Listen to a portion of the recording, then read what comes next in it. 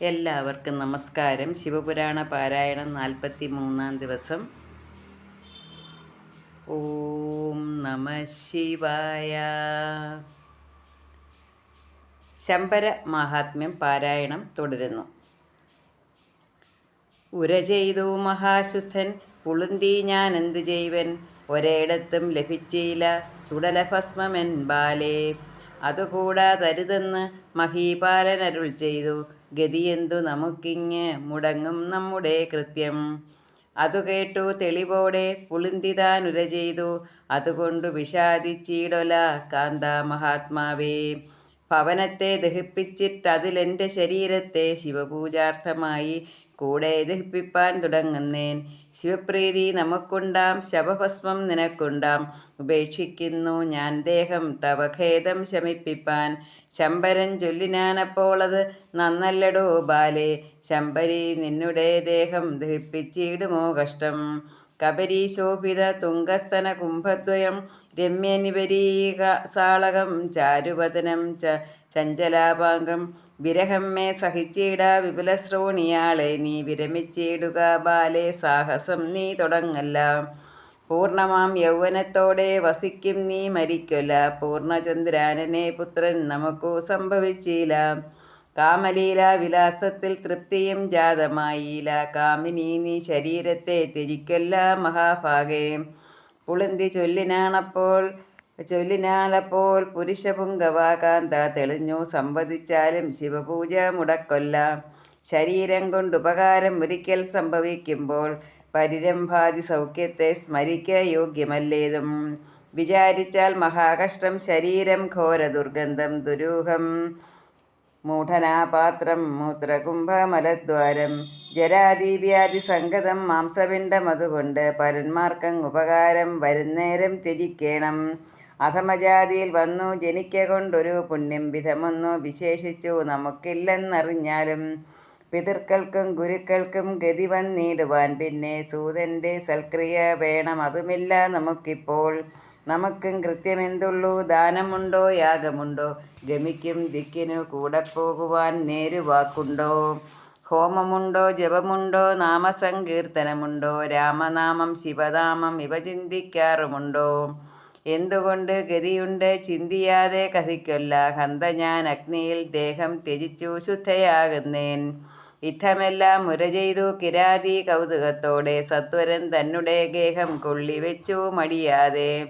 വന്നിയെയും വേടനെയും 3 വട്ടം വലം വെച്ചു, ജന്നുജ മൗലിയെ ചിത്തെ ധരിച്ചു ചാടിനാൾ തീയിൽ. പുളുന്തി തന്നെ ദേഹം ദഹിച്ചു ഭസ്മമായപ്പോൾ പുളിന്തൻ സ്നാനവും ചെയ്തു ശിവപൂജയ്ക്കൊരുമ്പെട്ടു. ശവഭസ്മമെടുത്താശു ശിവലിംഗെ വിലേപിച്ചു, ഭുവനേശ പ്രസാദത്തെ പരുത്തി പൂജയും ചെയ്തു. വിളിച്ചു പത്നിയെ പൂജാവസാനെ നിത്യമഭ്യാസാൽ കുളിച്ചു ഭാര്യയും വന്നു വണങ്ങി നിന്നിതു മുന്നിൽ. എരിച്ച തീയിൽ അമ്മാറ് കരിച്ചു തന്നെ ദേഹം, മരിച്ച ഭാര്യതാനപ്പോൾ സ്മരിച്ച നേരമേ വന്നു.